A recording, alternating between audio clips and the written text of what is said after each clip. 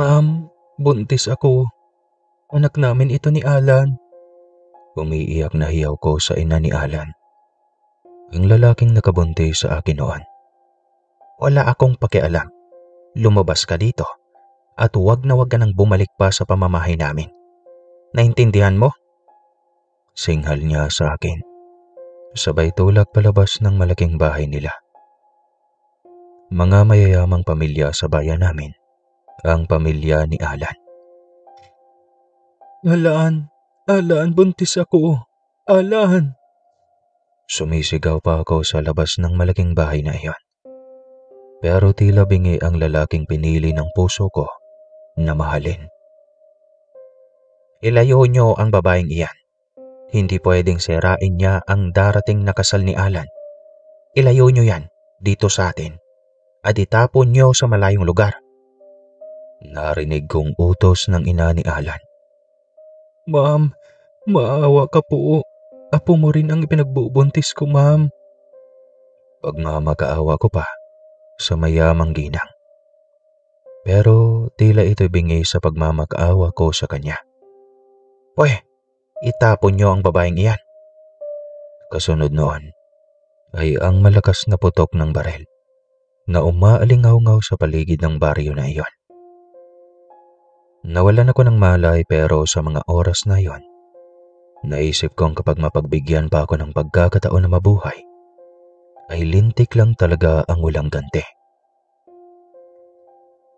Taong 1998, sa malayong bayan ng Punta Gorda, Misamis Oriental.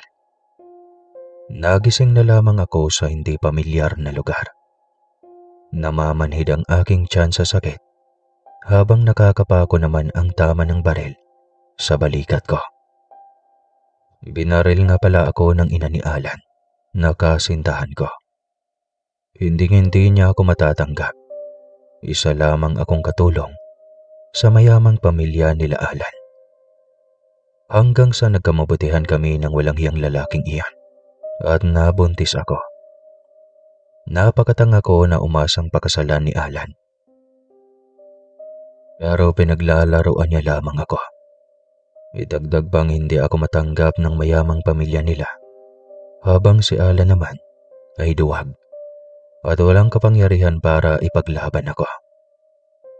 Mas tamang sabihin na pinaglalaroan din lamang ako ng lalaking pinili kong mahalin. Ang sakit naman ng sinapit ng buhay kong ito. Ipinanganak ko sa isang malayong bayan ng Punta Gorda, sakop sa Misamis Oriental, ang batang si Sammy. Tuluyang nasira ang aking mga pangarap na makapagtapos sa pag-aaral nang dahil sa isang pagkakamali. Pagkakamaling umibig sa anak ng amo ko. Sa tuwing nakikita ko si Sammy, inaalala ko ang sakit at kabiguan. Kaya lumaki ang anak kong kinaiinisan ko at hindi ko na iparamdam sa kanya ang isang pagmamahal bilang isang ina. Magda, mali ang ginagawa mo kay Sammy. Hindi kasalanan ng bata ang kasalanan ng ama niya. Saway sa akin ni Manang Loisa. Ang matandang kumukpop sa akin noong araw na itinapon ako ng mayamang ina ni Alan sa bayang ito. Hindi ko mapigilan ang magalit sa kanya, Manang. Pinapaalala niya sa akin ang pagkakamali ko. Napabuntong hiningang sagot ko naman. Huwag mong hintayin ang araw kung saan pagsisisihan mo ang nagawa mo sa anak mo. Kung saan huli na ang lahat. Iyon ang eksaktong sinabi sa amin ni Manang Loisa. Mapagpalang araw po, Sir Casper. Itago niyo na lamang po ako sa pangalang Magda. 40 anyos na sa kasalukuyan. Walang asawa, dating bayarang babae, at isang mangkukulam sa bayan ng Punta Gorda, Misamis Oriental. Palaging sinasabi na ang pagsisisi ay laging nasa huli. Hindi mo malalaman ang halaga ng isang tao hanggat nakakasama mo pa ito. Tsaka mo na lamang malaman ang halaga niya sa panahong wala na siya sa mundong ito. Minsan ang mga tao lang din ang nagtutulak sa kanilang kapwa-tao para maging masama. Ito ang mapait at masakit kong kwento bilang isang ina, Sir Casper. Sa paglipas ng iilang taon, sa bayan ng Ponta Gorda, pasuray-suray akong naglalakad sa daan habang ang isang kamay ay hawak ang lapad. Minsan-minsan ay tinutungga ko ang laman nito habang nakangiti. Napakadesperada na talaga ng bagong ako. Hindi ko na alam kung paano ayusin pa ang buhay ko. Hoy Magda, mukhang malakas na naman ang tama natin . Puna sa akin ng isang standby sa may kanto. Nadaraanan ko pa uwi ng bahay namin. Kulang pa nga . Baka gusto mong magdagdag dyan. Sabay kawit ko sa balikat ng lalaking standby. Kilala ko siya kahit medyo lasing na ako. Sepekto na gutom sa babae. Hadip ka talaga Magda. Tara na sa bahay ko. Sabay hila sa bewang ko. Napangisi na lamang akong iwinaksi ang braso niyang nakapulupot sa katawan ko. Bakit? May pambayad ka ba sa serbisyo ko? Alam ko namang wala siyang pera. Saan ba kukuha ng pera sa Pekto kung buong maghapon siyang walang trabaho? Napakamot ito sa ulo at matamis nang umiti sa akin. Utangin ko na lang. Tsaka na lang sa sahod sa Sabado. Napatawa ako ng pagak. Nag-iilusyon yata itong may sasahurin sa Sabado. Gayong matagal nang wala itong trabaho. Itinulak ko sa Pekto. Ano bang tingin niya sa pekpek ko? Pwede gawing lending na pansabado. Iniwan ko ang walang perang sa Pekto. Alam ko naman na wala talaga siyang datong na kailangan ko sa araw-araw. Tiyah, punyeta naman . Wala kang datong, kaya asa ka pa. Wais din naman ako. Kahit isa akong bayarang babae. Hindi ko binibigay ang katawan ko sa mga kagaya niyang walang pera. Doon ako sa mga negosyante ng gulay o isda. O kaya naman sa mga nagbebenta ng droga sa paligid namin. Marami kasi silang pera. Sumasaya pa ako, nagkakapera pa. Gaya ni Nardo. Nagtawanan ang mga kasamahan nitong tambay na iniwan ko. Oo. Patapon at walang direksyon ang buhay ko. Matapos ang nangyari sa akin noon. Sapat na sa akin ang makakain ng 3 beses sa isang araw. Ganito na ako ngayon. Nagtatrabaho sa bar. Pinagsisilbihan ng iba't ibang lalaki. Basta't may pera na ibinibigay sa akin. Pinaninindigan ko na ang pangalan kong Magdalena. Wala na rin naman kasing lalaki ang magkakamaling magseryoso sa isang kagaya kong single mom sa umaga at Magdalena sa gabi. Matapos na magising ako sa malayong bayan na ito, ay dito na rin ako namuhay. Isang lungsod na malayo sa syudad kung saan naroon ang tanging lalaking iniibig ko at ama ni Sammy. Hindi ko na rin pinagkaabalang bumalik doon sa lugar na yan. Tama na sa akin ang ginawa nilang pamamaril noon para tuluyan ko ng layuan si Alan. Pero may ginawa ako sa ina ni Alan. Iyon ang unang kasalanang nagawa ko. Hindi ko inasahang madadagdagan pa pala ng madadagdagan ang mga gawain kong kasalanan. Muntika na akong mawala sa mundo ng dahil sa pag-ibig na yon. Doon ko naintindihan na kapag mahirap ka, ay wala kang puwang na humalo sa mundo ng mga mayayamang tao. Wala na akong balita pa sa pamilya Guevara. Pamilya ni na Alan. Magkamuhin na lamang sa mga ito ang tanging natitira sa puso ko. Lalo na kay Sammy, na anak ko kay Alan. Sa tuwing nakikita ko ang bata ay naaalala ko ang aking malaking pagkakamali. Naaalala ko ang masakit na nakaraan. Ang sakit ng minsang pagkakamali ko sa buhay na siyang tumatak sa pagkatao ko hanggang ngayon. Sami! Putakting bata to. Sami! Sigaw ko nang makarating sa maliit naming bahay. Hoy Sami! Nasaan ka na ba? Peste ka talagang bata ka. Pagmumura ko pa sa anak ko. Nakasanayan ko ng murahin si Sami. Hindi ko alam pero wala ni katiting na pagmamahal akong naramdaman sa 15 anyos ko ng anak na si Sami. Mabait ang anak ko kahit palagi ko siyang pinapagalitan. Nagsisikap siyang magkapag-aral sa high school kahit pabaya akong ina sa kanya. Binibigyan din siya ng pera minsan ng matandang mangkukulam na si Manang Loisa. Totoo, isang mangkukulam si Manang Loisa at napabalita na yan sa buong bayan namin sa Punta Gorda. Pero matagal nang tumigil sa pangkukulam si Manang Loisa. Yan ang alam ko dahil matanda na raw siya.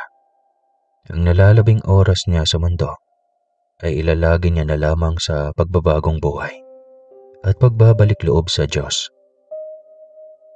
Kahit pa man ganoon, ay kinakatakutan pa rin si Manang Loisa dito sa bayan ng Punta Gorda. Kaya doon siya nakatira sa dulong kakahuyan kung saan nagtatanim siya ng mga gulay at nag-aalaga ng mga hayop gaya ng kambing at manok. Mahal niya si Sami at itinuturing niya itong tunay na apo. Mas mabuti pa si Manang Loisa dahil nagawa pa niyang mahalin ang anak ko. Kabaliktaran sa pinapakita ko sa anak ko na kalupitan. Limbarok naman Sami. Ano akala mo sa akin baboy na lagi mo nalang pinaghahain ng mga damo? Bulyaw ko sa anak ko nang ipinaghain niya ako ng kangkong na mula lamang sa likod ng bahay namin. Maraming tanim na gulay si Sami sa likod ng bahay namin. Hindi ko kinain ang gulay na inihain niya sa akin. Sa halip ay itinapon ko sa bintana ang parte ko. Alam kong nasasaktan siya, pero wala siyang lakas ng loob para labanan ako at sagot-sagutin. Mabait na bata ang anak ko. Minsan tinatablan ako ng konsyensya sa pinagagawa ko sa sarili kong anak. Pero kapag naaalala ko ang kalupitang pinagdadaanan ko sa mga kamay ng ina ni Alan, ay nagiging matigas ang puso ko para kay Sami. Ganito lagi ang eksena naming mag-ina. Si Sami ang naiiwan lagi sa bahay para mag-isakaso ng lahat. Mula paglilinis, pagluluto at paglalaba. Galing sa paaralan at iyon ang ginagawa ng 15 taong gulang na anak ko. Habang ako naman ay nasa club at nagtatrabaho, ginawa kong pangkabuhayan ng aking katawan. Kahit sinong lalaki basta may pera at kaya akong bayaran, ay pinapatulan ko ito. Inis akong tumayo at uminom ng tubig. Maghanap na lamang ako ng makakain sa labas. Paglabas ko ng bahay ay nagulat na lamang ako nang bumungad sa akin ang matandang binata na bunsong kapatid ng aming kapitan, si Nardo. Isa sa mga kapitbahay namin. May bitbit itong mangkok na may lamang adobong baboy. Hindi lingid sa kaalaman ko na matagal na itong may gusto sa akin. Lantaran ng panliligaw ni Nardo sa akin, pero hindi ko ito pinapansin. Bukod sa tambay ito ay alam kong kaluot kanan ang mga ilegal na negosyo nito. Ayaw kong madamay at makulong nang wala sa oras. Kapag nahuli ito ng mga pulis, baka madamay pa ako. Sakit ito sa ulo sa barangay namin. Idagdag pa ang mga tauhan nito mga siga, palibhasa ay kapitan ang kapatid nito. Kaya laging nakakalusot ang mga ilegal na gawain ni Nardo sa barangay namin. Magda, may dala akong adobo. Alam kong nagugutom ka na. Inhirapan ko ang matandang binata. Kunwari pa itong pero ang totoo ay kanina pa ito naghihintay sa pag-uwi ko. Kailan mo ba ako titigilan ha, Nardo? Sinasabi ko na sa iyo na hindi kita gusto. Diretsa ang wika ko kay Nardo. Napapangiti lamang ito sa akin. Magda naman. Alam mong mahal na mahal kita. Kaya ko ibigay sa iyo lahat. Kahit anumang meron ako. Basta sagutin mo na ako. Napapailing na lamang ako sa kakulitan ng matandang ito. Si Nardo kasi bukod sa hindi kaaya-ayang itsura, ay medyo matanda na rin na nasa 50 na ang edad. Hindi yan mangyayari. Kaya umuwi ka na. Singhal ko dito. Nakaharang din kasi sa daraanan ko. Magda naman. Eto, adobo. Masarap tong luto ko. Sige na. Kahit ito na lang ang adobo ko with love. Para sa'yo ang tanggapin mo. Nakakasuka ang mga banat ng matandang ito. Kaso nagugutom na ako. At mukhang masarap ang adobong baboy na bitbit niya. Kadiri ka, Nardo. Ang tanda-tanda mo na. Pumapag-ibig ka pa. Akin na yung adobo mo. Gutom na ako. Yung adobo lang ha. Nakangiting inabot niya sa akin ang adobong nasa mangkok. Walang matanda sa pag-ibig, aking Magda. Kaya naman, tanggapin mo na itong masarap kong adobo. With love for you. Kulang na lang ay masuka ako sa kalindian ng matandang ito. Tigil-tigilan mo nga ako sa kalokohan mo, Nardo. Akin na yung adobo mo. Hinablot ko ang mangkok at isinara ang pintuan ng bahay. Dinig na dinig ko pa ang mga palatak niya sa labas ng bahay. Yun oh, I love you baby. Naitiri ko na lamang ang mga mata sa kalokohan ng matandang manliligaw ko. Ew, kadiri ang matandang ito. Bulalas ko pero in fairness, masarap ang lutong adobo ni Nardo. Kaya nagmamadaling bumalik ako sa mesa at kumain, habang si Sammy naman ay tahimik na kumakain ng niluto nitong adobong kangkong. Kahit papano, ay may awa din ako sa anak kong ito, pero hindi ko talaga mapipigilan ang sariling mainis dito. Kapag naaalala ko ang lahat ng kamalasan ko sa buhay. Isinisisi ko sa bata ang lahat. Kung hindi ako nagbuntis sa kanya, ay hindi ako mapapalaya sa malaking bahay na pinagtatrabahuan ko. Kung hindi siya dumating sa buhay ko, ay nakapagtapos na ako sa pag-aaral. Baka hindi rin kami nasira ni Alan. Napabugan na lamang ako ng malalim na hininga, sabay lagay ng ulam sa pinggan ng anak ko. Tikman mo, masarap ang adobo ni Mang Nardo. Nakokonsensya kong wika. Tila ba may bumara sa lalamunan ko nang makita ko ang saya sa mga mata ni Sammy na binigyan ko siya ng adobo. Hindi ko na lamang siya pinansin at pinagpapatuloy ko ang pagkain. Sandali pang napatitig sa akin si Sammy na tila naiiyak. Ngunit pinigil nito ang mga luha na nagpapasalamat sa ulam na binigay ko. Tuwing nakatitigan ko ang anak ko, ay may kung anong kurot sa puso ko ang nadarama. Lalo na kapag makikita ko ang inosenteng mga mata niyang iyon. Mabilis na nag-iwas na lamang ako ng tingin at ipinagpatuloy ang pagkain. Inagabihan, habang nakahiga na ako sa papag, ay narinig ko ang pagyak ni Sammy sa saig na kawayan. Kaya nagtataka ako. Hindi naman din kasi iyakin si Sammy. Kaya imposibleng iiyak ito ng walang dahilan. Hinila ko ang kumot na nakatalokbong sa ulo niya at bumungad sa akin ang luhaang mga mata ni Sammy. Pawis na pawis ito kaya sobra akong nagtataka kung anong nangyari sa kanya. Nay, ang sakit ng ulo ko. Umiiyak itong sapo ang ulo. Kaya kinakabahan na ako. Naintakutan na lamang ako nang makitang nagsisigaw si Sammy sa sakit ng ulo. Nagwawala ito. Napilit hinahablot ang buhok sa sakit. Natataranta ako at hindi ko alam kung ano ang aking gagawin. Kaagad na dinalawan ko ito para tulungan. Ngunit natigilan na lamang ako nang napakainit nito. Nag-aapoy ito sa lagnat. Humingi na ako ng tulong sa mga kapitbahay at para madala si Sammy sa ospital. Unang beses na nagkasakit si Sammy dahil hindi naman siya sakitin. Hindi ko rin may paliwanag ang aking nadarama sa mga oras na iyon. Nag-aalala ako bigla sa anak ko. Gayong dati naman ay wala akong pakialam sa kanya. Maraming test ang ginawa ng mga doktor kay Sammy. Ang simpleng sakit ng ulo na itinatago lamang nito sa akin at minsan ay ang pagdidilim ng paningin ng anak ko. Minsan ay lagnat na winalang bahala lamang ng bata ay isang brain tumor na pala.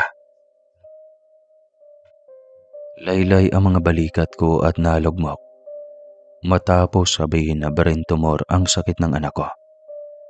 Kailangan itong magamot kaagad bago pa lumala. Habang nakatitig ako sa anak kong nakaratay sa ospital, ay doon nakita ko ang isang napakalaking pagkakamali. Nagkakamali akong pinalaki si Sammy na may pagkamuhi. Ngayon ko lamang nakikita na hindi ko dapat isinisisi sa anak ko ang lahat ng kamalasan ko sa buhay. Desisyon ko ang makipagrelasyon sa anak ng amo ko at ibinigay dito ang sarili. Walang kasalanan ng inosente kong anak sa pagkakamali ng desisyon ko noon. Bakit ngayon ko lamang ito napagtanto? Sadyang malupit ang pamilya ni Alan, lalo na ang mga magulang nito na mga politiko at mayayamang pamilya. Kasalanan ko ang lahat na nakipagrelasyon ako kay Alan. Nagkakamali akong saktan si Sammy at isisi rito ang lahat ng kamalasan ko o mga pangyayaring masama sa buhay ko. Kaya naipangako ko sa sarili na magbabago na. Simula ngayon ay aalagaan ko na si Sammy at aayusin ko na ang aking buhay. Hindi na ako babalik sa pagtatrabaho sa club. Hanggang sa nakalabas na nga kami ng ospital. Sa tulong na rin ni Aling Loisa na nagbebenta pa ng kambing para pambayad sa bill sa ospital. Nagsusumikap na ako para sa anak ko at bubuhayin ko ito sa marangal na paraan. Gagawin ko ang lahat para maibili ito ng mga gamot para gumaling ito sa sakit. Kahit gaano pa kamahal ang mga gamot nito, ay kakayanin ko. Maaga akong nagising kinabukasan. Ngayon ay babalik na sa pag-aaral si Sammy dahil medyo naging okay na ang pakiramdam nito matapos makapagpahinga ng halos 1 linggo. Nagulat pa si Sammy sa biglang pagbabago ko. Naging maalagaing ina na ako sa kanya at mapagmahal. Tumigil na rin ako sa pagtatrabaho sa bar at ngayon ay namuhay ng maayos. Tumatanggap ako ng labada, maagang gumigising at nagluluto ng kakanin para iiwan sa kapihan ng aming kapitbahay. Nananahi din ako para may pang-ekstrang pera. Minsan naglalako din ako ng ulam. Kaya gulat na gulat talaga si Sammy sa napakalaking pagbabago ng buhay naming dalawa. Anak, gumising ka na. 6:00 na at may pasok ka pa ngayon. Paggising ko kay Sammy isang araw. Nay, kanina ka pa gising? Nagtatakang tanong ni Sammy sa akin. Napapangiti na lamang ako. Alam kong hindi pa sanay si Sammy sa pag-aalaga ko. Pero naipangako ko sa sarili kong magbabago na ang takbo ng buhay naming mag-ina. Siyempre, may pasok ang binata ko eh. Masayang tugon ko pa kay Sammy. Sige po, maliligo muna po ako, inay. Nakikita ko ang saya ng anak ko, kaya masaya na rin ako. Nakahanda na ang uniform mo, anak. Sige, maligo ka na doon at pagkatapos ay sabay na tayong mag-almusal. Tsaka ang gamot mo, nasa loob ng bulsa ng bag mo. Uminom ng gamot sa tamang oras ha. Huwag kalilimutan kahit nasa school ka. Natigilan si Sammy na namumula ang mga mata.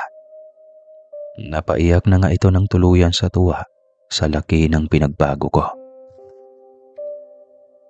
Nang makaalis na si Sammy, ay doon na ako naglalako ng pagkain. Lumapit din ako sa mga dating kaibigan na humiram ng pera para pambili ng gamot ni Sammy.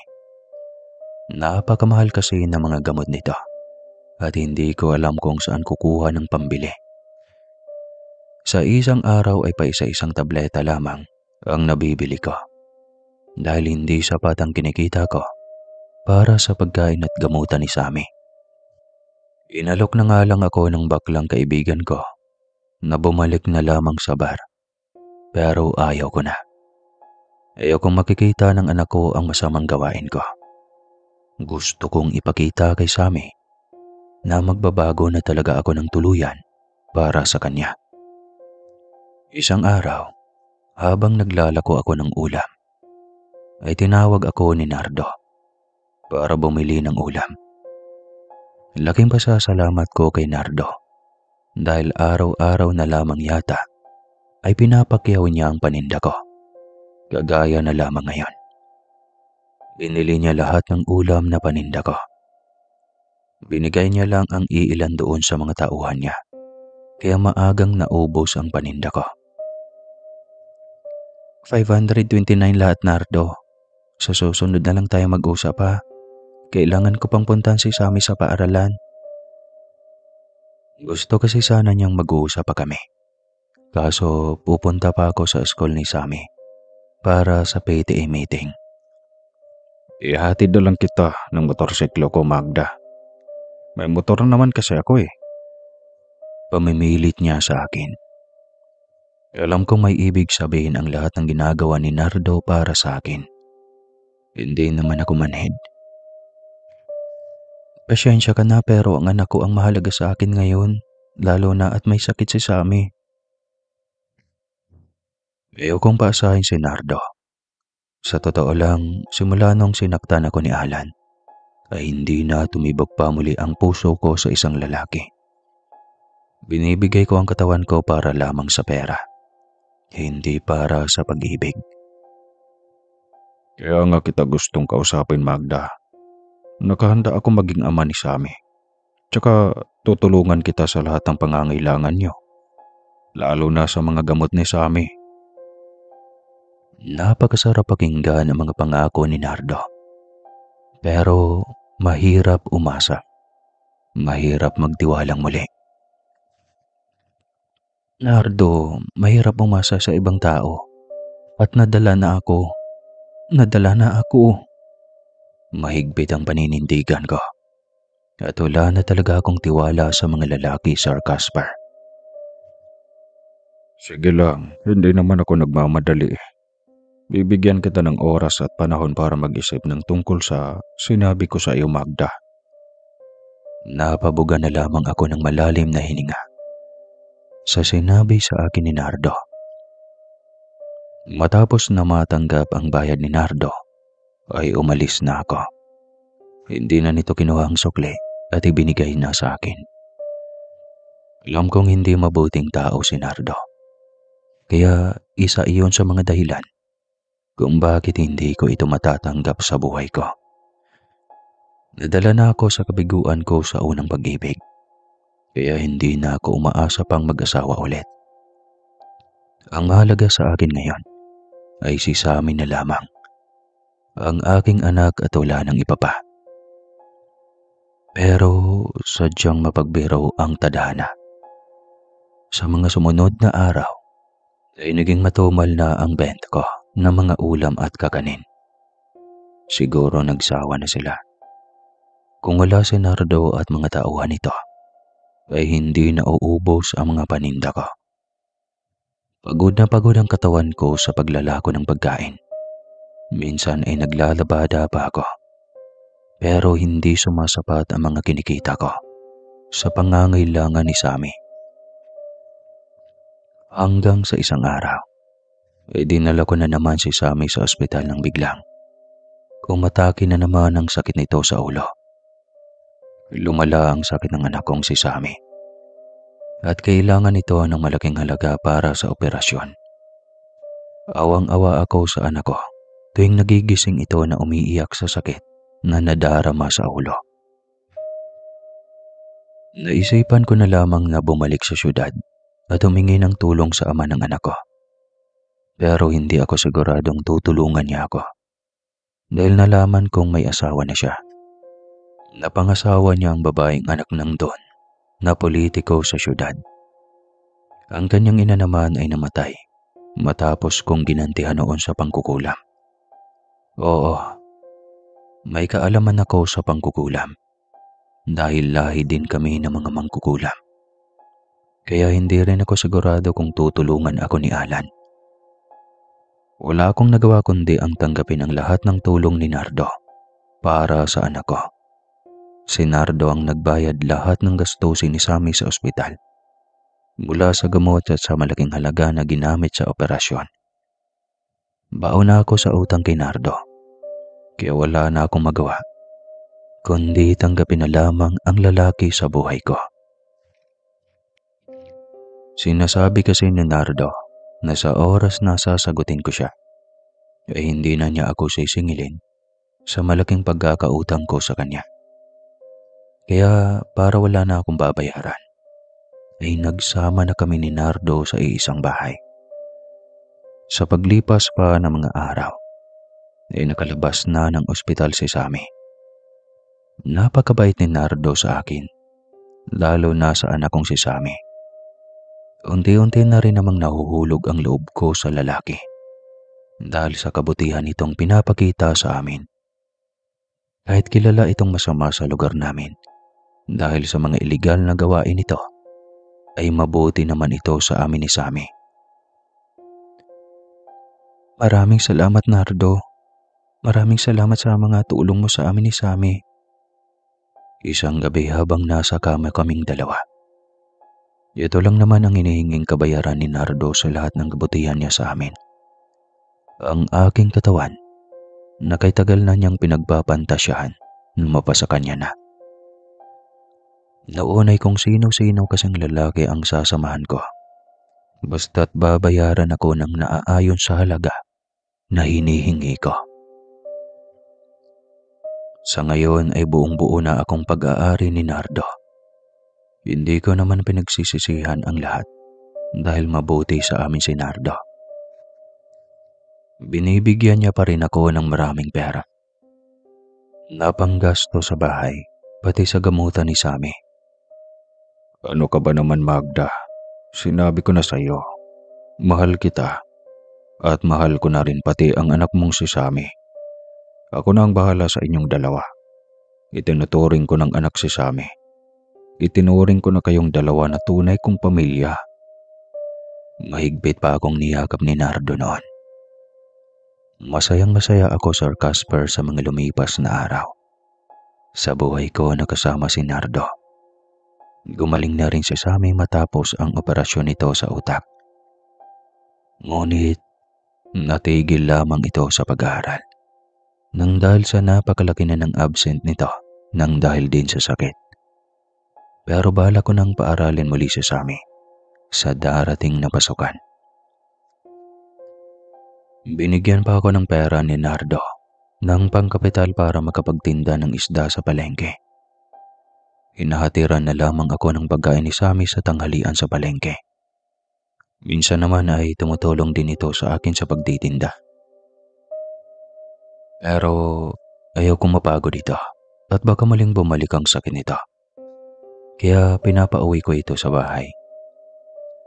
Pero ang inakala kong kasayahang natagpuan ay magbabago pala sa isang iglap. Ang kaligayahan ko ay mapuputol at mapalitan lamang ng isang sobrang kalungkutan. Wala akong kaalam-alam sa mga nangyayari kay Sammy kapag nasa bahay ito kasama si Nardo. Ang buong akala ko na masayang pamilya ang natagpuan ko sa piling ni Nardo ay isang uri ng linlang lang pala na maghatid sa akin sa mundo ng kadiliman at kasamaan. Sami! Sigaw ni Nardo. Ito ay naikwento na lamang sa akin ng mga kapitbahay ko matapos ang mangyari. Tay, bakit po? Natatarantang wika ng anak ko. Huwag mo nga akong matatay-tatay dyan. Tadyakan kita dyan eh. Bakit hindi mo tinutulungan ang nanay mo sa palengke? Ang inong batugan ka talaga. Kasunod noon ay ang malakas na hiyaw ni Sammy matapos tamaan ng suntok ni Nardo. Inauwi kasi ako ni inay, tay. Pagrarason ng anak ko. Ay, bobo. Sinabing wag mo akong tawaging tatay kapag wala rito ang ina mo. Tanga ka ba? Hindi ka nakakaintindi. Hindi kita anak. Bullshit ka. Isang tadyak na naman sa tagiliran ang tinamo ng anak ko mula kay Nardo. Napangiwi na lamang si Sammy sa sakit ng tadyang na tinamaan ng sipa ni Nardo na salbahis kong asawa. Nagiging mabuti lamang siya kay Sammy kapag nariyan ako. Tinitiis lamang ng anak ko ang pananakintindi ko sa kanya dahil ayaw niyang magkagulo dito sa bahay namin. Utang raw namin kay Nardo ang pagpapaopera sa kanyang brain tumor at lahat ng asenso na tinatamasa namin sa ngayon ay dahil kay Nardo. Hindi na kami naghihirap kaya nakahanda siyang magtiis. Habang si Nardo naman ay hindi maiiwasan ang mainis kapag nakikita si Sammy Sir Casper. Para pala kay Nardo ay isang asungot lamang ang anak kong si Sammy sa buhay naming dalawa. Sa dinabi-nabi din kasi ng babae sa Punta Gorda ay tanging ako lang ang ginusto ni Nardo. Naiirita pala siya kapag naaalalang may anak na akong si Sammy.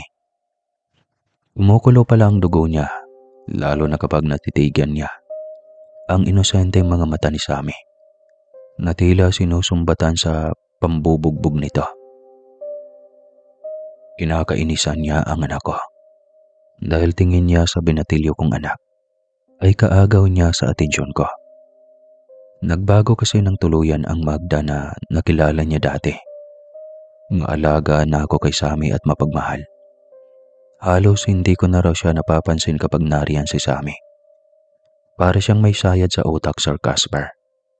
Pero wala akong kaalam-alam sa lahat ng pangyayaring ito. Kinagabihan, nang dumating na ako ay magkasabay kaming kumain ng hapunan. Walang sinabi sa akin si Sammy na binubugbog na pala siya ni Nardo. Anak, ipinagluto kita ng paborito mong sinigang. Malaki ang benta ko kanina sa palengke kaya bumili ako ng paborito mong pork belly para gawing sinigang. Masayang nilalagyan ko ng ulam si Sammy sa pinggan niya. Salamat, inay. Napapansin ko ang tila pananamlay ni Sammy. Kaya tinanong ko siya kung masama ba ang pakaramdam niya. Pero okay lang naman daw siya. Oh Magda, mabuti naman at maganda ang bintahan mo ngayon sa palengke. Namimiss ko na ang asawa ko. Paglalambing sa akin ni Nardo na pinandidilatan ko ng mga mata. Ikaw talaga, kumain ka na kasi. Matanda na tayo. Hindi ka ba nahihiya? Nasa harapan natin si Sammy. Naramdaman kong biglang sumama ang modo ni Nardo sa sinabi ko. Pero hindi ko na lamang pinansin iyon. Hanggang sa matapos kaming kumain, napapansin kong may kakaiba kay Nardo. Masama ang tingin niya sa anak ko. Natigilan ako sa inasal ni Nardo na nagdadabog na tumungo sa kwarto namin. Napapansin ko ring nakayuko si Sammy na tila ba natatakot kay Nardo. Nabigla ako sa biglaang pag-iiba ng timpla ni Nardo. At ito ang unang pagkakataon na nakita ko siyang masamang nakatingin sa anak ko. Inasikaso ko na lamang ang anak ko sa mga gamot niya bago ako pumasok ng kwarto namin para kausapin si Nardo. Bumungad sa akin si Nardo na nakaupo sa gilid ng kama at naninigarilyo. Mukhang mainit ang ulo nito at may kinaiinisan. Nardo, ano bang problema mo? Seryosong tanong ko sa kanya habang humilig sa dibdib niya. Ikaw kasi, naiinis ako na ginagawa mong bata ang anak mo. Binatilyo na nga yan eh. Sinasabi ko na nga ba at si Sammy ang kinaiinisan niya. Napabuga na lamang ako na malalim na hininga. Ay, Nardo, alam mong kagagaling pa lang ni Sammy sa sakit. Tsaka gusto kong bumawi sa anak ko sa ilang taong pagpapabaya ko sa kanya. Paliwanag ko kay Nardo na tila batang nagtatampo. Pero Magda, paano naman ako? Wala ka ng oras sa akin. Kailangan din kita. Nilalambing ko na lamang si Nardo para may masmasan ang kanyang pagtatampo. Ikaw talaga. Nandito lang naman ako at magkakasama naman tayo, Nardo. Napapailing na lamang ako na nilalambing ang nagtatampong si Nardo. Habang si Nardo ay tuluyang nanghihinayang sa mga sandaling sana ay siya sana ang inaatupag ko kaysa sa anak ko. Malala na ang pagseselos niya sa binatilyo kong anak. Akala ko ay isang simpleng pagseselos lamang ang nararamdaman ni Nardo sa anak ko. Pero may masama na pala siyang binabalak para mawala sa landas namin ang anak kong si Sammy. Kinabukasan ay inihanda na ni Nardo ang plano niya para maging plansyado ang lahat at walang butas. Sobra na siyang naiinis kay Sammy kaya gagantihan niya ito. Sa lahat ng masamang balak niya sa anak ko ay wala talaga akong kaalam-alam, Sir Casper. Wala akong kaalam-alam. Nang anak ko ay pinapahamak ko na pala sa pakikipagrelasyon ko kay Nardo. Sammy, bumili ka nga roon sa tindahan ni na Kapitan na ang 5 kilong bigas. Konti na lang ang bigas natin. Pag-uutos ni Nardo sa anak ko. Ang anak ko naman ay walang kaalam-alam na isang patibong na pala ni Nardo ang naghihintay sa kanya. Hapon na iyon, mag-aalas 6 na ng hapon.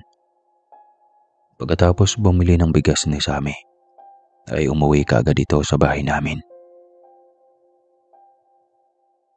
Pauwi na si Sammy habang dala-dala ang biniling bigas ng mapadaan sa madilim na eskinita pauwi ng bahay namin. Nakikita niyang mula sa di kalayuan ay naroon ang mga kabataang kaanak ni na Kapitan at Nardo na nakatambay. Kampante lamang na dumaan si Sammy sa harapan ng mga ito. Nang biglaan nila itong hinarang at binigwasan sa tiyan. Napaigik si Sammy sa sakit at nabitawan ang dalang bigas. Napahiyaw at napasigaw ng tulong si Sammy nang pinagtutulungan nila itong bugbugin. Ngunit walang nakakakita sa nangyari. Iniwan ng mga ito si Sammy na duguan at napakaraming basa. Bugbog sarado ang katawan ng anak ko. Ang kaawa-awa kong anak, Sir Casper. Habang si Nardo na nanonood lamang mula sa di kalayuan kasama ang mga tauhan niya, ay napangisi nang lumapit sa kanya ang 3 kabataan na kaanak lamang niya. Inabutan niya ito ng tig-1,000 matapos sundin ang inuutos niya. O sige, lumayo na kayo rito. Sa ngayon ay tama na muna ang mga pasa niya. Sa susunod na araw na naman. Nakatawa pang wika ni Nardo na buong akala niya ay walang nakakita at nakasaksi sa kanya. Boss, mas lalong lalayuan kayo niyan ni Magda. Mag-aalaga na naman iyon sa inutil niyang anak. Natatawa pang wika ng isa sa mga tauhan ni Nardo. Sa ngayon lang naman iyon. Pero kapag nawawala na ang buwisit na iyan sa buhay namin, ay masusolo ka na sa Magda. Sagot naman ni Nardo. Grabe naman ang pag-ibig mo, boss. Gagawin ang lahat, masolo mo lang si Magda. Nagtatawanan pa sila habang kasama ang mga tauhan niya bago umalis sa eskinita. At masiguradong walang ibang taong nakakakita sa ginawa nila sa anak ko.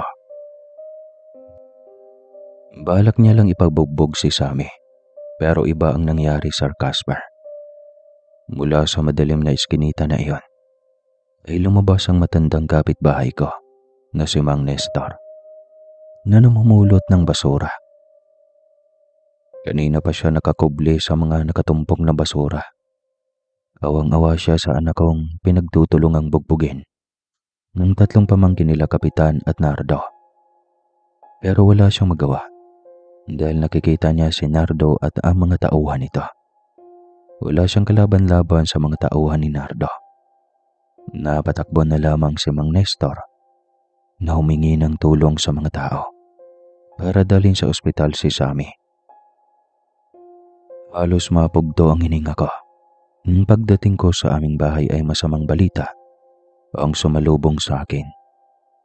Nalaman ko mula sa mga kapitbahay dahil sinugod si Sammy sa ospital. Dahil nakita ito ni Mang Nestor na nakahandusay sa madilim na eskinita pauwi sa amin.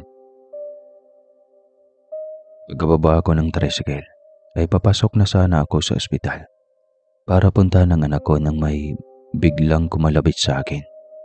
Si Mang Nestor. Magda. Takot na takot itong nakatitig sa akin, Sir Casper. At bigla na lamang napaiyak. Mang Nestor, bakit?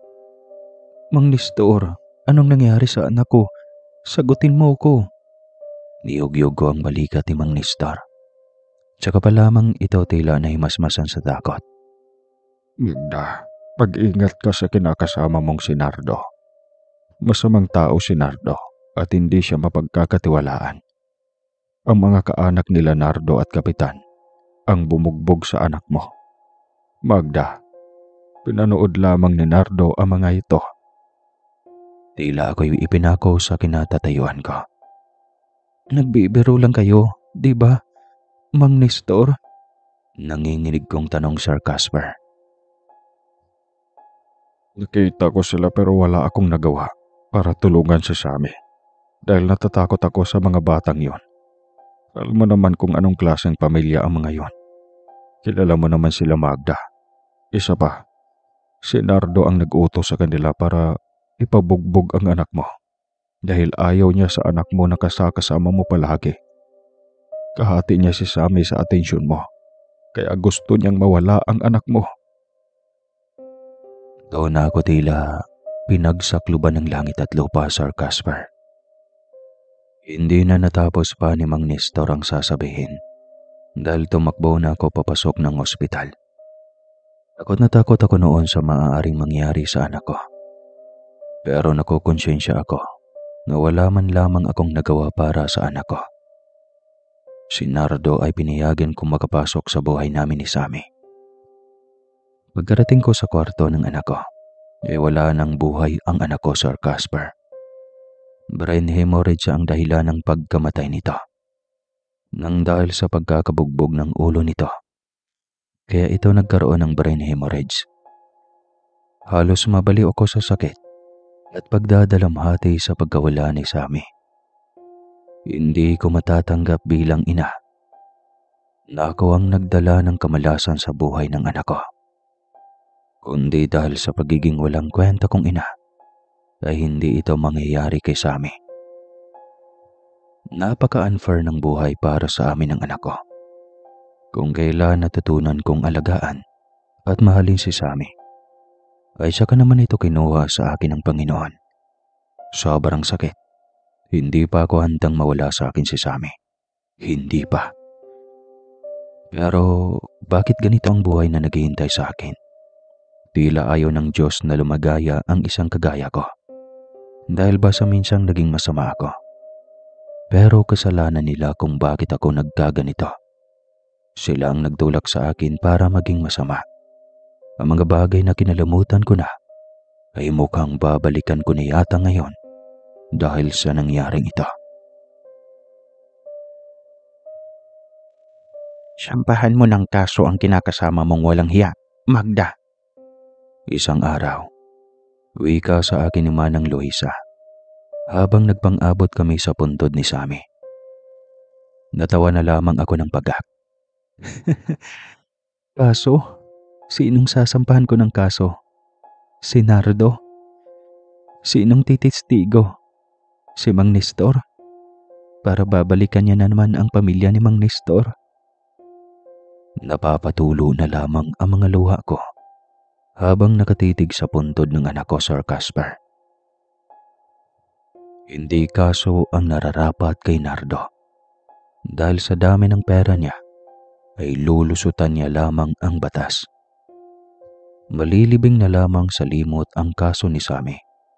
Kaya maliman, ay muli kong ilalagay sa mga kamay ko ang batas. Walang kaalam-alam si Nardo na alam kong siya ang may pakana ng lahat. Hindi ko rin naman siya kinausap. Hindi niya malalaman kapag kikilos na ako para singilin siya sa kasalanang ginawa niya sa anak ko.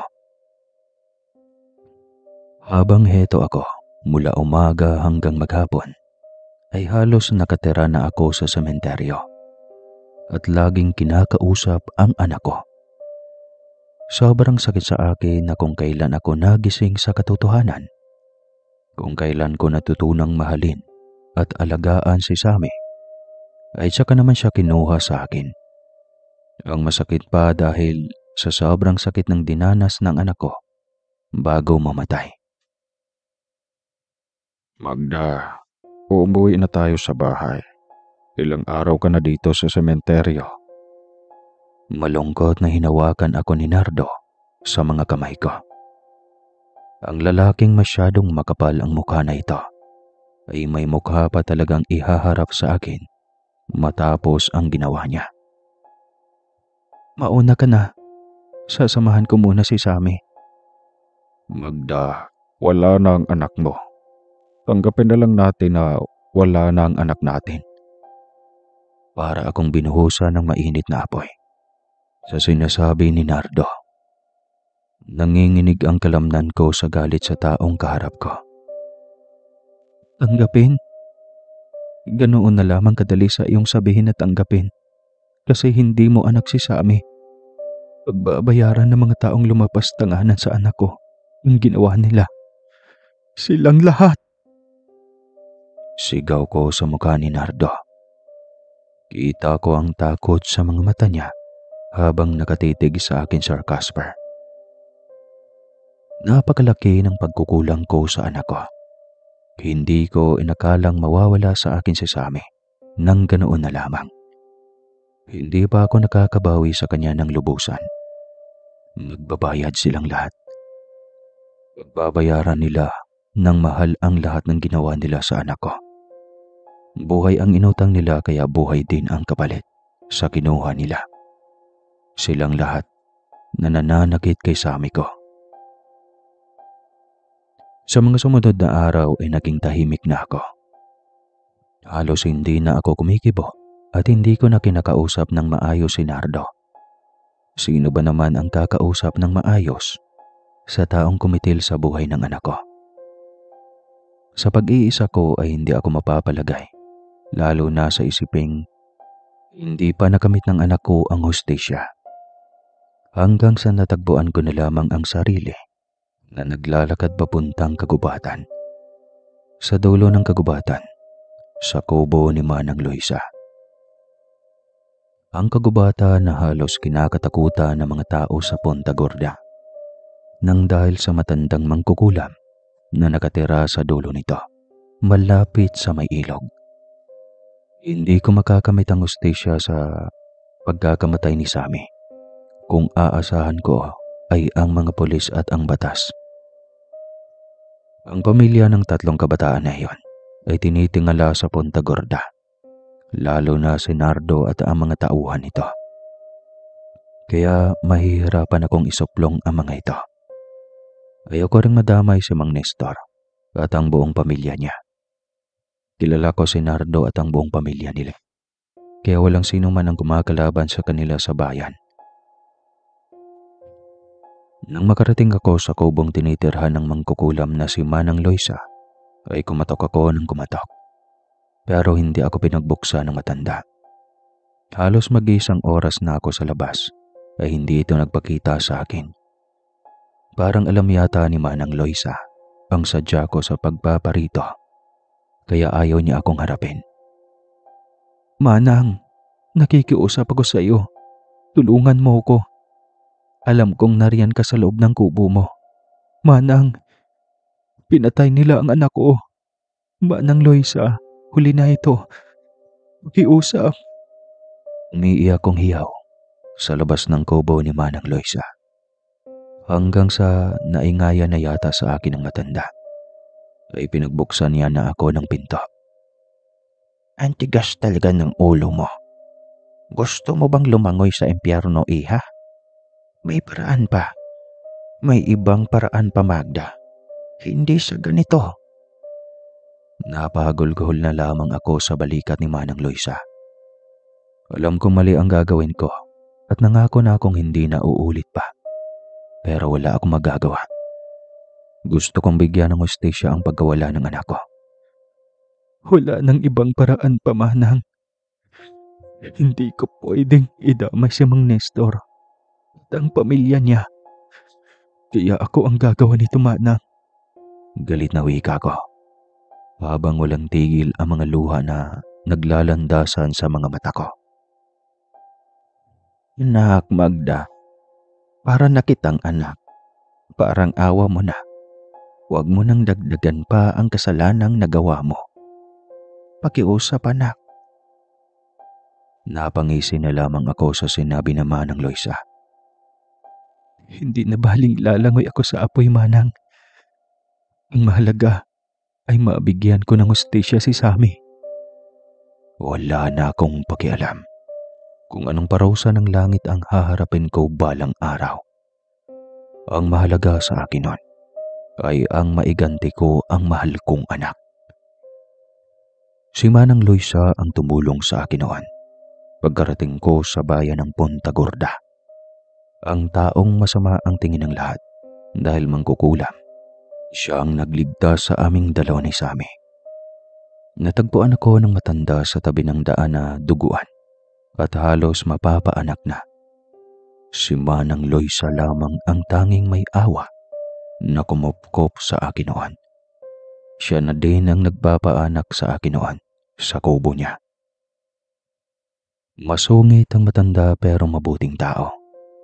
Kinulam ko dati ang ina ni Alan na bumaril sa akin. Gamit ang mga kagamitan ng pangkulam na iniligpit ni Manang Loisa matagal na.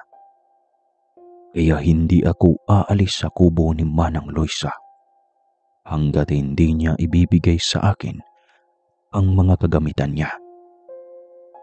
Hindi ako titigil hanggat hindi ako makaganti sa mga taong lumabas tangan sa anak ko.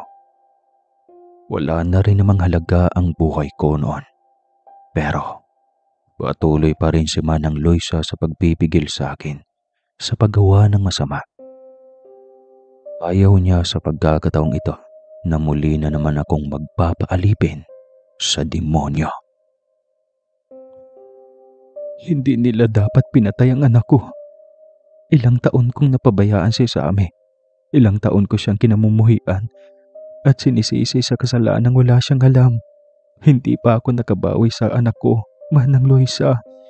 Hindi pa. Napahagulgol na lamang ako. Sobrang sakit kapag naaalala ko ang sinabi ng anak ko sa araw na iyon sa mga kamay ng 3 kabataang pamangkin ni Nardo. Kanyan talaga ang buhay, Magda. Minsan kung kailan mo nakita ang halaga ng isang tao, ay tsaka ito kukunin sa iyo. Niyakap ako ni Manang Loisa ng mahigpit. Hindi pa akong nakakabawi kay Sammy. Ngayon lang ako naging masaya na kasama ang anak ko. Tapos kinuha nila. Pinatay nila. Bulalas ko sa matanda. Anak, wala tayong magagawa kung hanggang doon lamang ang pinahiram ng Diyos na buhay kay Sammy. Naikuyom ko ang mga kamao ko sa sinabi ni Manang Loisa. Ng mga panahong iyon ay naitanong ko sa sarili ko kung naririnig ba ng Diyos ang anak ko. kung nakikita ba niya ang pagpapahirap ni Sammy sa mga kamay na mga salarin na lumapastangan sa anak ko. Maawa kayo sa akin. Ibigay niyo sa akin ang mga kailangan ko, Manang Luisa. Pagmamakaawa ko ulit sa matanda. Ngunit mahigpit na umiling-iling ito dahil hindi niya raw ako hahayaang magkasala pang muli. Hindi ganoon kadali ang lahat, Magda. Kaakibat ng gagawin mong ito ay ang mabigat na kasalanan sa Diyos. Kaakibat ng paghihiganti mo ay ang pagkasunog ng kaluluwa mo sa impyerno. Wika ni Manang Loisa. Wala akong pakialam kahit gaano pa yan kabigat. Kahit ano ang magiging kaparusahan ko. Basta makaganti lamang ako sa mga salbahing pumatay kay Sammy, Manang. Napakamot sa ulo ang matanda. Maya-maya pa ay pumasok ito sa munting kwarto. Lumabas ito makailang sandali. Oh, sa iyo na iyan. Kung gusto mong gumanti sa mga hayop na pumatay kay Sammy. Pero, ipangako mo, Magda, na huli na ito. Malungkot na saad ni Aling Loisa sa akin na inaabot sa akin ng isang maliit na kahon na kinuha niya galing sa loob ng cabinet niya. Habang pinag-aaralan ko o pinaplano kung anong parusa ang ipapataw ko sa mga kabataang pumatay kay Sammy, ay excited na rin akong lapatan ng kulam si Nardo. Unti-untiin ko si Nardo hanggang sa gumapang siya sa kanyang kamatayan. Mas nararamdaman ko pa ang masidhing galit habang papatapos na akong basahin ang aklat na itim. Muli kong inalala ang kaalaman ko, kumbaga may makaligtan ako at ayaw akong magkamali.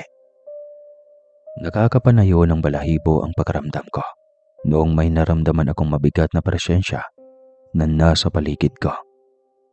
Pero hindi ako nagpatinag at tinapos ko talagang basahin ang buong aklat na itim ng pangkukulam. Matagal na panahon na simula noong huli kong nagamit ang kakayahan kong namana pa mula sa mga kanununuan namin. Para ding tadhana na napunta ako rito sa Punta Gorda at makilala ko si Manang Loisa, na mangkukulam na nagtataglay ng may masigit pang kaalaman sa akin. Noon, napapansin ko ang itim na kapangyarihan ng aklat na tila lumukob sa katauhan ko. Mas lalong pinatindi ng kapangyarihang iyon ang kagustuhan kong gantihan ang 3 kabataan na pumatay kay Sammy. Lalo na si Nardo at ang mga tauhan niya. Pati na rin ang aming kapitan na hindi man lang dininig ang hinaing ko bilang inang nawala ng anak. Kamag-anak kasi ni kapitan at ni Nardo ang mga batang iyan, habang si Nardo ay walang kaalam-alam na sinimulan ko na siyang kulamin. Lumipas pa ang ilang linggong paghahanda ko sa lahat ng gagawin ko dahil ipaparanas ko sa kanila ang sakit at pait ng mawala ng anak. Mararanasan din ng buong Punta Gorda ang karumal-dumal na bagay na gagawin ko sa mga taong ito. Masayang-masaya si Nardo na nagsisimula na akong bumalik sa dati. Wala siyang kaalam-alam na may binabalak akong kasamaan para sa kanya. Magda, salamat naman at bumalik ka na sa dati. Namimiss na kita, Magda. Paglalambing nito sa akin isang gabi. Nagpapalipas lang ako ng kalungkutan ko sa pagkawala ng anak ko, Nardo. Matamis na ngiti ang isinukli ko sa kanya para hindi lamang siya magduda sa akin. Musta ka na ha, Magda? Tanong sa akin ni Nardo. Heto, naghahanda kung paano kang pahirapan. Gusto kong sabihin sa kanya ngunit napapatawa na lamang ako. Nakahiga na sa kama. Ayos na ako, Nardo.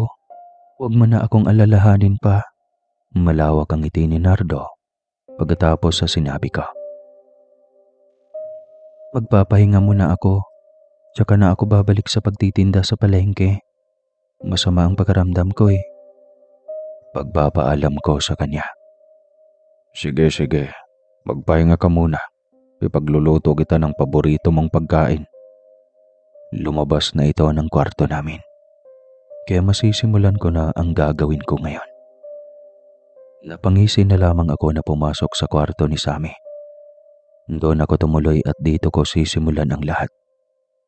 Mamayang gabi pagsapit ng 6:00 ng gabi, ay sisimulan ko na ang aking paghihiganti. Kinabukasan ay nagulantang na lamang ang buong baryo ng Ponta Gorda nang dinala sa ospital si Kapitan. Nakita kasi ito ng asawa na nakahandusay sa sahig. Dumuduwal ito ng mga likidong may nakakasulasok na amoy.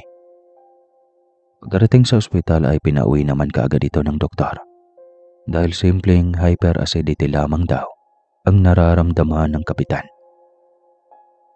Agad namang pinuntahan ni Nardo ang kanyang kapatid na kapitan para kamustahin ito. Dito na sinabi ni kapitan ang lahat ng nararamdaman niya.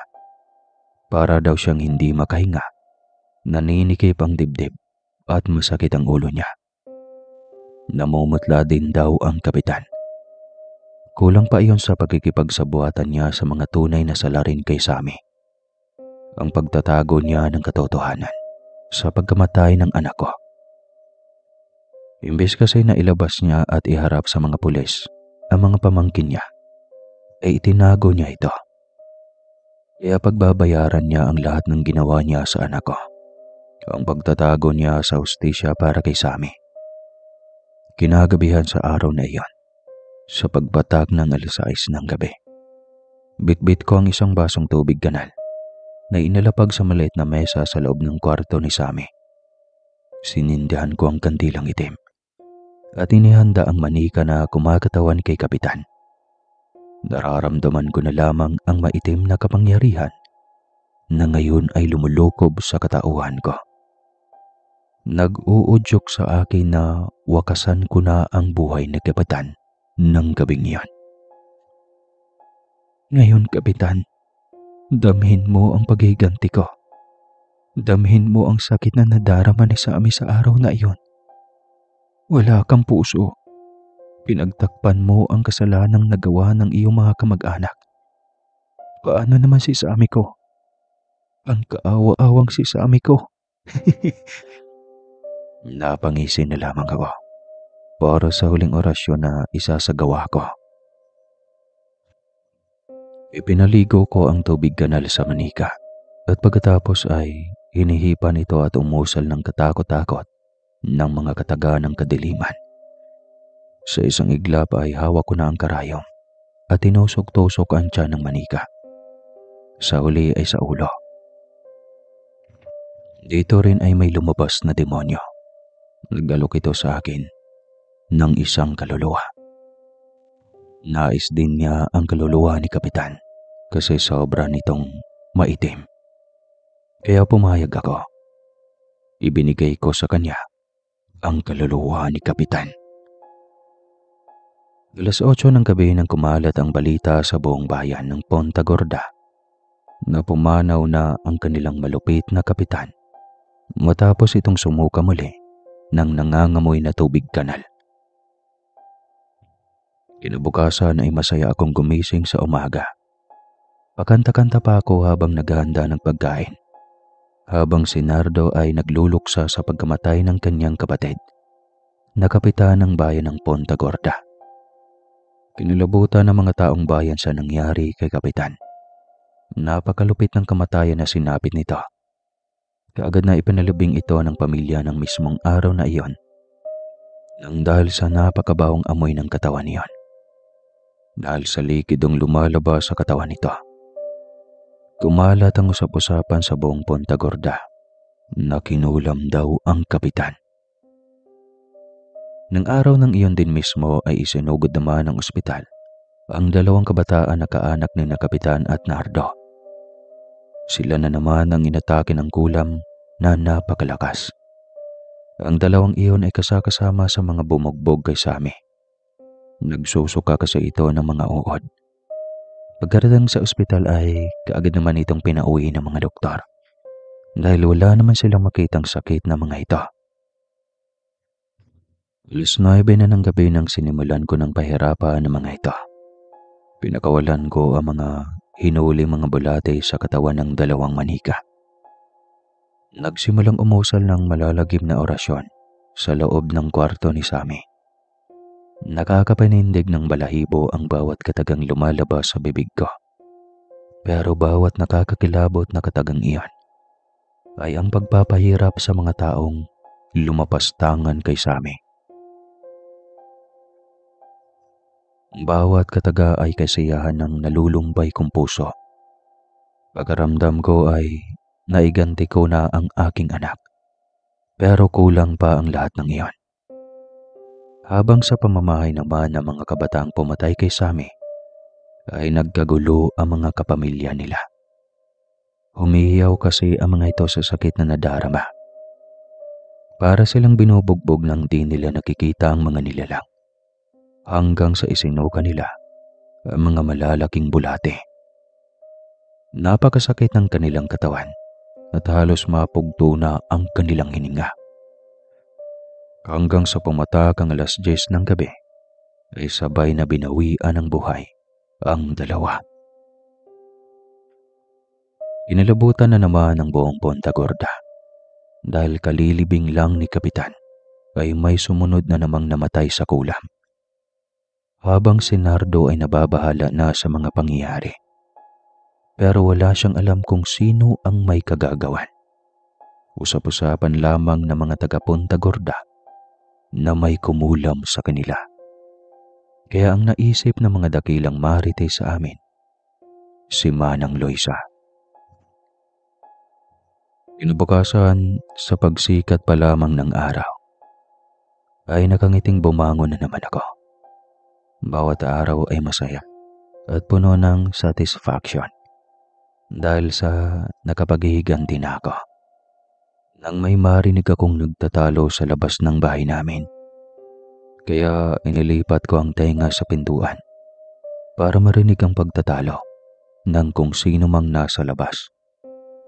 Tito Nardo, kinulam si na Rex at Dev, pati na rin si Uncle.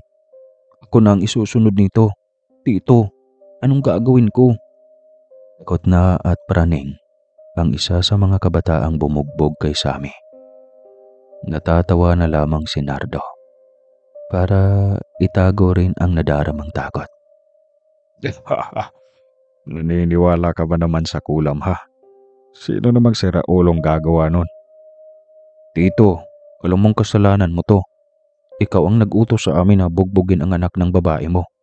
Baka ipinakulam na kami ng babae mo. Dito na natigilan si Nardo. Hindi mangkukulam si Magda. Tsaka walang nakakaalam na ipinabugbog ko si Sammy. Tsaka hindi ko naman inaasang mamamatay na agad yon. Malay ko bang magka-brain hemorrhage siya? Totoo pala talaga ang sinabi ni Mang Nestor na si Nardo ang may pakana ng pambubugbog kay Sammy. Mas lalo lamang sumidhi ang damdamin ko sa narinig ko, Sir Casper. Tila ako'y sinaniba ng demonyo sa galit ko. Wala rin akong kaalam-alam na pinagdududahan nilang si Manang Loisa ang kumulam sa kanila. Kaya galit na galit si Nardo na sumugod kasama ang mga tauhan niya sa dulo ng kakahuyan na wala man lang akong kaalam-alam.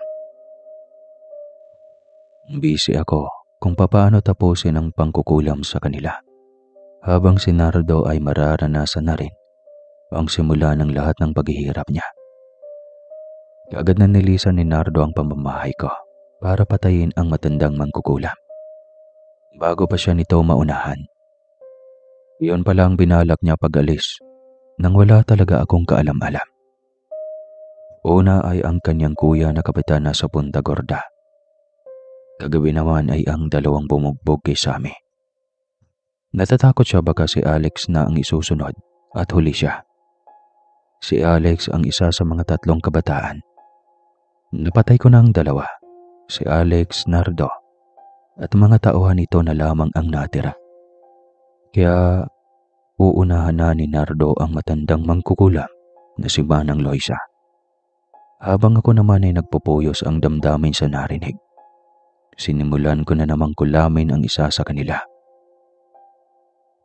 Nagsindi muli ako ng kandilang itim at umusal ng itim na orasyon sa umagang iyon. 6:00 ng umaga nang buhusan ko ng tubig kanal ang manika at pinagsasaksak ng karayom.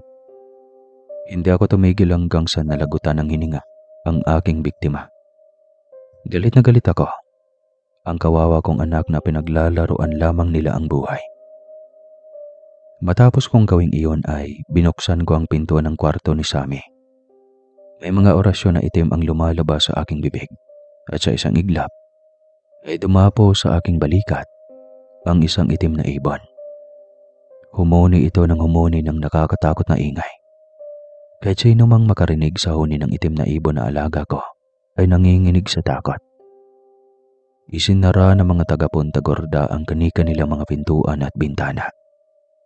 Para sa kanila, ang huni ng ibon na iyon ay sumisimbolo ng kamatayan at ang ibon na nasa balikat ko ay simbolo rin ng darating pang kamatayan sa lugar ng Punta Gorda. Kumalat ang balita sa buong Punta Gorda ng umagang ding iyon ay natagpuan na lamang si Alex sa madilim na eskinita kung saan namatay si Sammy. 9:00 na iyon ng umaga. Natagpuan ito ng mga taong nakahandusay doon at basang-basa ang buong katawan ng likidong may nakakasulasok na amoy. Wala na itong buhay. Sa mga sumunod na araw ay nagsisimula ng makaramdam ng kakaiba si Nardo at ang mga tauhan niya. Kaya ang iilan sa mga tauhan niya ay lumayas na ng Punta Gorda para iligtas nila ang mga sarili. Pero kahit saan pang lupalop ng mundo sila magtungo, ay dala na nila ang maitim kong sumpa. Kaya uunti-unti ko silang lumpuhin at bulagin para maramdaman nila kung paano unti-unting mamamatay, Sir Casper. Ganoon kalaki ang galit ko sa kanila na kahit ilang buhay na ang kinitil ko sa pangkukulam ay hindi pa rin ako tumigil. Titigil lamang ako kapag nakikita ko nang wala na silang buhay pa para hindi na sila makagawa ng kasamaan pa sa kanilang kapwa-tao. Umungo ako sa kubo ni Manang Loisa para ibalik dito ang libretong itim at ang mga kagamitan nito sa pangkukulam. Natapos ko na itong basahin at memoryado ko na ang lahat. May sarili na rin akong gamit na sadyang ginawa ko para sa akin. Ngunit pagkarating ko roon, ay nakita ko na lamang na wala ng buhay si Manang Loisa. Hindi ko inakalang ganito din ang ganti sa akin ng paggitil ko ng mga buhay nila. Para ko nang ina si Manang Loisa. Kilala ko kung sino ang bumaril sa matanda, si Nardo at ang mga tauhan nila. Pares ko pa at naroon pa ang bakas nila sa bahay ng matanda. Napaluhan na lamang ako sa awa kay Manang Loisa. Nadamay siya sa lahat ng sigalot namin ni Nardo. Nadamay siya sa kasamaan nila. Inakala siguro nilang si Manang Loisa ang may kagagawan sa lahat ng ito. Inayos ko ang libingan ng matanda dito sa mismo sa tabi ng bahay kubo niya. Humingi ako ng tawad dito at nagpapasalamat sa tulong nito sa akin. Simula pa man noong unang araw na dumating ako sa Punta Gorda. Ito ang kumukop sa akin at sa anak ko. Walang ibang nagbigay sa akin ng tulong at awa maliban sa mangkukulam na ito. Umalis ako sa tahanan ng matandang mangkukulam na si Manang Loisa dahil hindi ko maaatim ang mga ginagawa nila ni Nardo sa kanya. Kaya ngayon ay gagawin ko na kay Nardo ang pinakamatinding kaparusahan sa ginawa niya sa dalawang mahal ko sa buhay. Humayo ka na, mahal ko. Hanapin mo si Nardo at dalhin mo siya sa akin. Inutusan ko ang aking alagang itim na ibon habang nasa kagubatan ako. At sinimulan ang malagim na balak ko para kay Nardo. Hindi ko na alam kung nasaan na si Nardo, pero alam kong matatagpuan ito ng aking alaga na ipinangalan ko na sa namatay kong anak na si Sammy. Inilagay ko ang manika sa malaking bato na nasa gitna ng kagubatan dahil dito ko balak na wakasan ang buhay ni Nardo. Dito sa loob ng kagubatan kung saan ay kakainin ng uod ang buong katawan niya hanggang sa tuluyang maagnas. Sinimulan ko ang pag-usal ng itim na orasyon ng kamatayan at paisa-isang tinutusok ng karayom ang katawan ng manika. Tinatawag ko ang kaluluwa ni Nardo. Pagkatapos ay iginapos ko sa laig ng manika ang buhok ni Nardo na nakuha ko mula sa una nito. Maya-maya pa ay naririnig ko na ang ungol ni Nardo na nahihirapang huminga na naglalakad papalapit sa akin. Napangisay na lamang ako sa nalalapit kong tagumpay. Sino ka? Akala mo, mapapatay mo ko. Pinatay ko na si Manang Loisa at isusunod kita para wala nang mangkukulam na kagaya mo sa bayan ng Punta Gorda. Ipinotok niya sa akin ang kanyang baril. Subalit hindi ito pumutok, kaya napabunghalit ako ng tawa. Sa pagkakataong ito, ay ganap ko ng niyakap ang kapangyarihan ng kasamaan. Ganap na akong naging mangkukulam at ginamitan ko na ng orasyon ang kanyang baril. Kung ginamitan lang sana ni Manang Loisa ng orasyon si Nardo, ay hindi nila mapapatay ang matandang mangkukulam. Pero hindi na niya ginagamit ang kanyang kakayahan at tuluyan na niyang iniwan ang buhay mangkukulam. Inalis ko ang telang nakatalukbong sa ulo ko at namilog ang mga mata ni Nardo nang makita ako. Magda, ikaw ang mangkukulam ng Punta Gorda. Akmang tatakbo na si Nardo palayo sa akin nang tinusok ko ng karayom ang manikang nakapatong sa bato. Pagbabayaran mo ang ginawa mo sa anak ko. Napaluhod si Nardo sa sakit sa ginawa ko. Hinigit ko pa ang buhok na nasa leeg ng manika at kasunod noon ay ang pagpapahirap niyang makahinga. Nasasakal si Nardo na ikinatuwa ko ng gusto.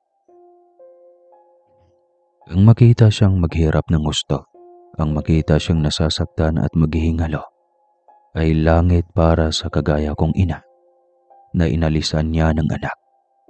Isang ligayang hindi ko maipapaliwanag ang makita siyang naghihirap. Magda, isa kang mangkukulam. Takot na wika ni Nardo habang nakaluhod pa rin. Tama ka, Nardo. At ang huling tao na nanakit sa amin ng anak ko ay pinatay ko sa ganitong paraan. Mararanasan mo rin kung paano unti-unting mamamatay. Mabilis na sinaksa ko ang manika ng karayom hanggang sa sumuka ng dugo si Nardo. Nalugmok ito sa lupa na unti-unting nawala ng lakas. Sa nagdidilim na paningin ko ay kinuha ko ang kutsilyo at pinagsasaksak ang katawan ni Nardo hanggang sa tuluyan itong nanghina. Damhin mo ang paghihiganti ko sa pagpatay mo sa 2 taong mahalaga ko sa buhay. Muli kong sinaksak ng karayom ang manika. Para kay Manang Loisa. Muli ko na namang sinaksak ang manika sa may dibdib. Para kay Sami ko na walang awang pinatay mo. Sigaw ko sa kanya na binilisan ang pagtusok ng karayom hanggang sa napagod ako sa ginagawa ko. Dinig na dinig ko ang bawat pagmamakaawa ni Nardo, ang bawat pag-iyak at ang bawat daing. Napapahalakhak na lamang akong iniwan si Nardo na pinagtutulungan katayay ng mga ibong itim na inutusan kong tapusin si Nardo. Napaluhod na lamang siya na nagmamakaawa sa akin. Ngunit ang pusong nilukob ng kadiliman na napuno ng galit ay wala nang natira pang awa sa taong dati ay tinitingala ko dahil sa inakala kong mabuting tao. Kala ko ay hulog na ng langit sa buhay naming ina. Muli ko na namang sinaksak ang manika ng karayom hanggang sa sumuka ng dugo si Nardo. Nalugmok ito sa lupa na unti-unting nawala ng lakas. Nang makita ko ito, ay saka ako tumawa ng tumawa. Lalo na nang makita kong wala ng buhay si Nardo. Nanlilisay ka mga mata kong muling umusal ng maitim na orasyon. Sa isang iglap lang ay dumating ang grupo ng maiitim na mga ibon at pinagkakaguluhan ang katawan ni Nardo. Pinagtutuka ng mga ito ang laman ni Nardo hanggang sa buto na lamang ang natira sa kanya. Isang malagim na krimen ang ginawa ko. Ang paglalagay sa bata sa mismong mga kamay ko ay isang malaking kamalian. Alam kong balang araw ay isang malagim na parusa ang naghihintay sa akin. Pero ito lamang ang tanging paraan para mabigyan ko ng katarungan ang pinakamamahal kong anak. Kaya ako umalis sa aming bayan upang itakwil ang buhay na kinagisnan ko, ang buhay ng kasamaan. Lahi kami ng mga mangkukulam at ang pangkukulam ang ikinabubuhay ng mga magulang ko.